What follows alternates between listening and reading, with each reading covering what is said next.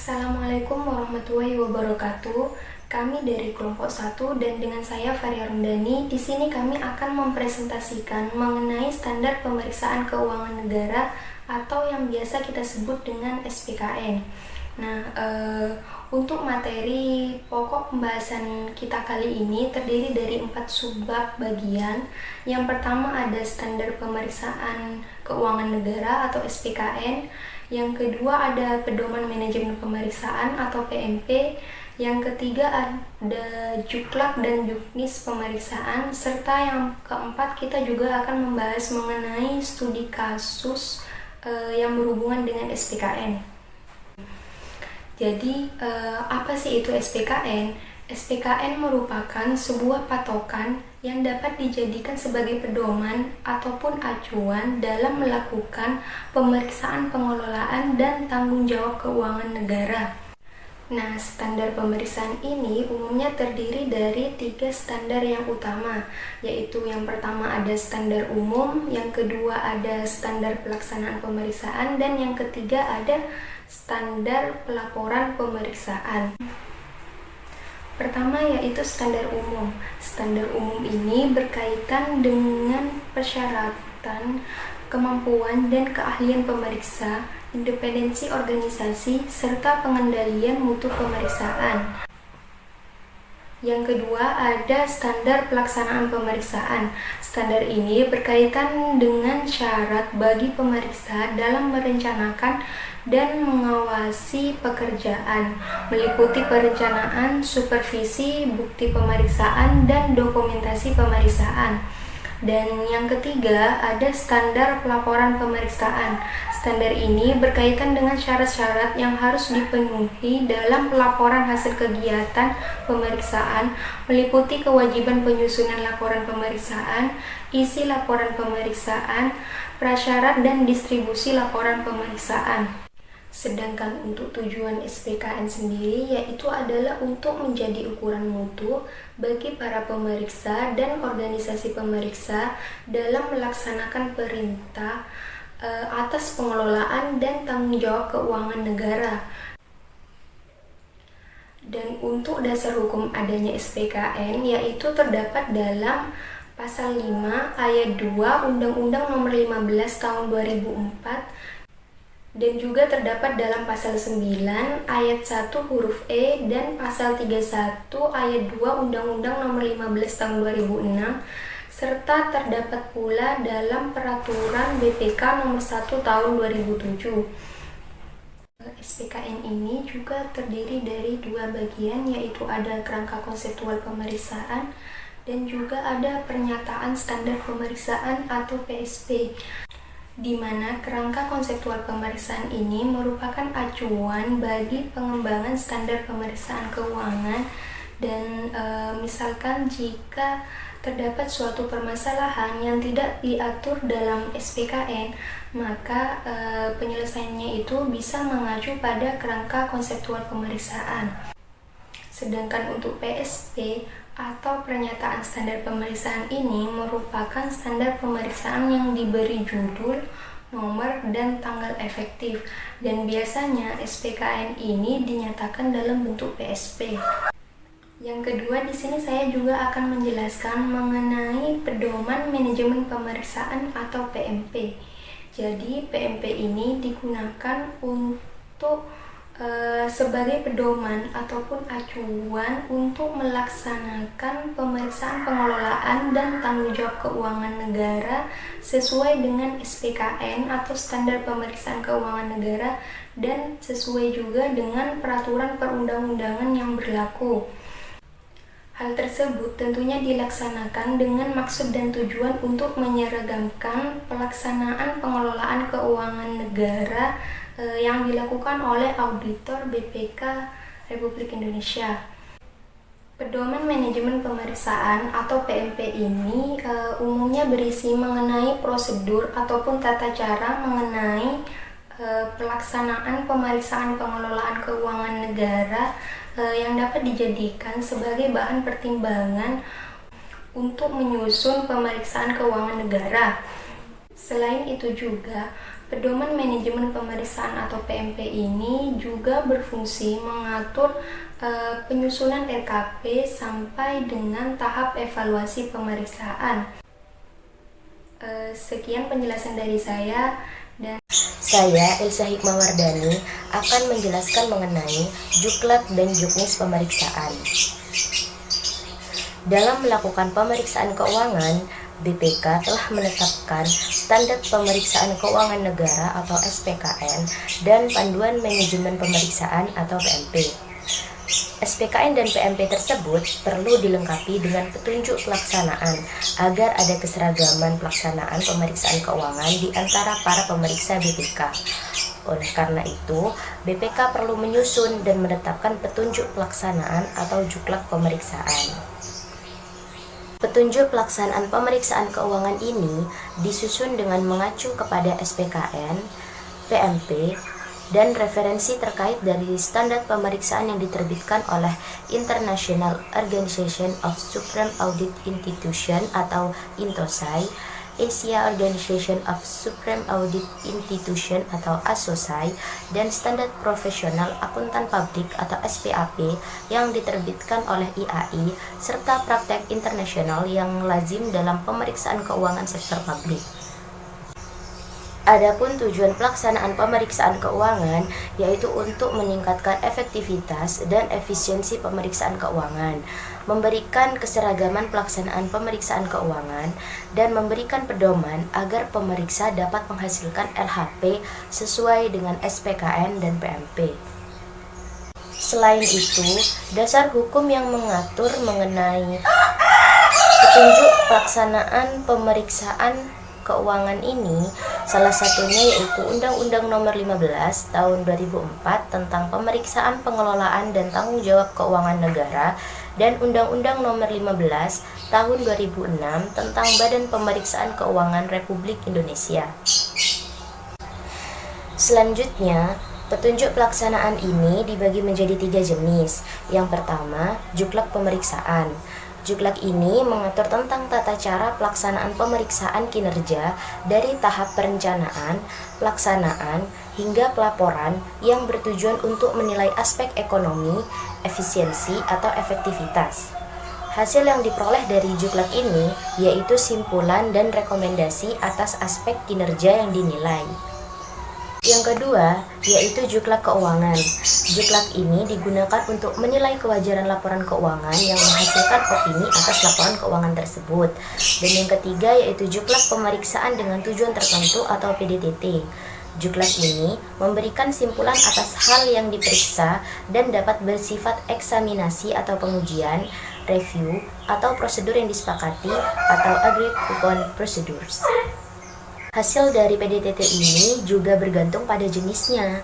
Jika eksaminasi, maka hasilnya yaitu simpulan dengan tingkat keyakinan positif bahwa suatu pokok masalah telah sesuai dengan kriteria dalam semua hal yang material. Jika review, maka hasilnya yaitu simpulan dengan tingkat keyakinan negatif bahwa tidak ada informasi yang diperoleh pemeriksa dari pekerjaan yang dilaksanakan menunjukkan bahwa pokok masalah tidak didasari kriteria. Dan jika agreed upon procedures menghasilkan simpulan atas hasil pelaksanaan prosedur tertentu yang disepakati dengan pemberi tugas terhadap suatu pokok masalah. Sedangkan juknis atau petunjuk teknis pemeriksaan mengatur hal-hal yang bersifat lebih rinci, seperti metode-metode yang akan digunakan oleh pemeriksa dalam menetapkan kriteria dalam pemeriksaan kinerja, sehingga juklak dan juknis saling berkaitan erat satu sama lain karena juknis merupakan penjabaran dari juklak. Dasar hukum penyusunan juknis atau petunjuk teknis salah satunya yaitu Undang-Undang Nomor 15 Tahun 2004 tentang Pemeriksaan, Pengelolaan, dan Tanggung Jawab Keuangan Negara dan Undang-Undang Nomor 15 Tahun 2006 tentang Badan Pemeriksaan Keuangan Republik Indonesia. Tujuan penyusunan juknis ini yaitu untuk memberikan pedoman secara teknis yang akan digunakan dalam pelaksanaan pemeriksaan keuangan. Nah, juknis yang menyertai penyusunan petunjuk pelaksanaan pemeriksaan biasanya meliputi juknis tentang pengendalian internal, juknis tentang materialitas, dan juknis tentang pemahaman dan penilaian resiko pemeriksaan. Di samping itu pula, terdapat juknis tentang pemeriksaan keuangan yang dikelompokkan berdasarkan entitas yang diperiksa. Yang pertama, laporan keuangan pemerintah pusat atau laporan keuangan kementerian dan lembaga atau LKPP atau LKKL. Juknis ini digunakan untuk pemeriksaan atas laporan keuangan yang dihasilkan dari sistem akuntansi dan pelaporan keuangan pemerintah pusat yang ditetapkan oleh Menteri Keuangan dan yang didasari SPAP. Laporan keuangan yang diperiksa tersebut meliputi laporan konsolidasian LKPP dan LKKL. Yang kedua yaitu laporan keuangan pemerintah daerah atau LKPD. Juknis ini digunakan untuk pemeriksaan LKPD dengan basis kas untuk pendapatan, belanja, dan pembiayaan, serta akrol untuk aset, kewajiban, ekuitas dana, dan atau basis akuntansi lain yang diselenggarakan oleh pemerintah daerah. Dan yang ketiga yaitu kinerja pelayanan umum. Juknis ini mengatur mengenai metode-metode yang akan digunakan oleh pemeriksa dalam menetapkan kriteria dalam pemeriksaan kinerja. Dengan kata lain, juknis ini merupakan penjabaran dari juklak pemeriksaan kinerja tentang penetapan kriteria pemeriksaan, sehingga kedudukan juknis tidak dapat dipisahkan dengan juklak pemeriksaan kinerja. Perkenalkan, nama saya Zahratus Sofia. Di sini saya akan melanjutkan menjelaskan mengenai studi kasus beserta pembahasannya. Kelompok kami di sini mengambil studi kasus pada PT Indonesia Power. Kasus yang pertama di sini, temuan BPK di sini mengungkapkan bahwa PT Indonesia Power kehilangan kesempatan untuk melakukan penghematan biaya bahan bakar minyak senilai 27,94 triliun. Karena PT Indonesia Power di sini menggunakan bahan bakar minyak pada 6 pembangkit yang dapat dioperasikan dengan bahan bakar ganda seperti minyak dan gas. Diketahui pada saat itu BPK ini memberi opini wajar tanpa pengecualian pada 4 entitas. Wajar dengan pengecualian itu sebesar 107 entitas, tidak wajar pada 11 entitas, dan tidak memberi pendapat atau disclaimer itu pada 67 entitas. Opini LKPD ini sejak tahun 2006 sampai 2008 mengalami peningkatan. Entitas yang memperoleh opini wajar tanpa pengecualian pada 2006 baru sebanyak 3 entitas, dan pada 2008 di sini bertambah menjadi 12 entitas. Jadi hal ini dapat menunjukkan perkembangan yang belum maksimal. Selanjutnya, kasus yang kedua di sini terdapat temuan tentang kelemahan SPI sejumlah 1.649 serta berbagai ketidakpatuhan terhadap peraturan perundang-undangan sejumlah 2.983 kasus. Dari kasus kedua tadi, tindak lanjut hasil pemeriksaan BPK sampai dengan semester 2 2009 menunjukkan bahwa dari sebanyak 128.898 rekomendasi senilai 1.528,40 triliun. Jumlah rekomendasi yang telah ditindaklanjuti sesuai saran dan rekomendasi ini sebanyak 61.711 rekomendasi, serta nilai sebesar 465,85 triliun. Sedangkan dalam proses tindak lanjut sebanyak 29.020 rekomendasi senilai 876,69 triliun dan sisanya sebanyak 38.167 rekomendasi yang senilai 185,85 triliun. Ini belum ditindaklanjuti. Sedangkan selama semester 2 tahun 2009, hasil pemeriksaan BPK ini yang memuat indikasi tindak pidana yang disampaikan ke instansi penegak hukum 46 kasus senilai sebesar 730,45 dan 2,20. Studi kasus pada slide tadi akan dibahas lebih lanjut pada slide ini. Yang pertama di sini yang akan dibahas, pemeriksaan kinerja yang dilakukan oleh BPK hingga saat ini belum cukup optimal. Jadi ada kaitannya dengan slide yang tadi yang pada kasus 1. Pemeriksaan kinerja di sini menunjukkan bahwa masih terjadi ketidakefektifan dalam pelaksanaan pemeriksaan, serta lemahnya SPI dan adanya ketidakpatuhan terhadap peraturan perundang-undangan yang mengakibatkan potensi kerugian daerah, kekurangan penerimaan, dan masalah administratif. Nah, untuk poin kedua mengenai perbaikan pelaksanaan pemeriksaan yang dilakukan oleh BPK. Ini juga berkaitan dengan kasus yang tadi yang kedua.